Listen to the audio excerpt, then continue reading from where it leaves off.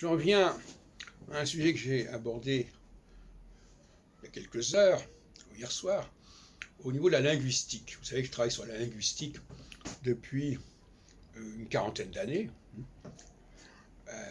et notamment sur les rapports entre le français et l'anglais, et sur la structure du français. J'ai fait 2 mémoires notamment, en 87 et 89 à ce sujet, plus un DESS en 95, à Paris 8. Et on arrive à la conclusion, c'est qu'il ne faut pas mélanger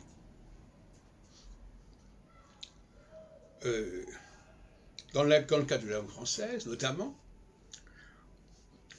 le lexique universel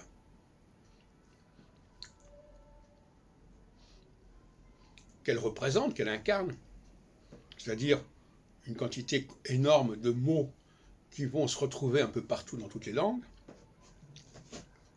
mais qui remontent vers le français, et ce qu'est le français en lui-même, et la pratique française de ce lexique universel. Et ce sont des choses différentes. Le français est à la fois chargé de veiller, de véhiculer le lexique universel, et puis, en tant que langue comme les autres, par ailleurs, eh bien, il a une façon de prononcer les mots du lexique universel à sa façon, j'en ai parlé par ailleurs, mais ça n'a pas du tout la même autorité, la même importance. Le français est à la fois une langue comme les autres, une langue latine comme les autres, et à la fois la langue par excellence porteuse de ce lexique universel.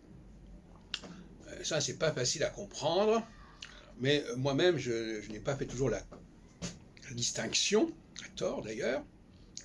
Il est important, de la même façon, par exemple, que les anglophones qui parlent anglais, ils parlent un certain anglais qui est une langue qui s'est répandue largement, et puis ils ont une certaine façon de parler l'anglais en tant que britannique, en tant qu'écossais, en tant que canadien, en tant qu'australien, qui leur est propre et qui n'est pas du même ordre.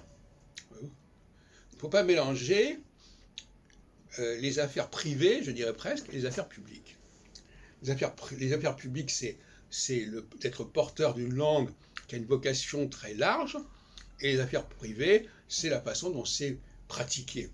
Et même dans certains pays, et même en France, on ne pratique pas la langue française de la même manière. Ne parlons pas de la francophonie.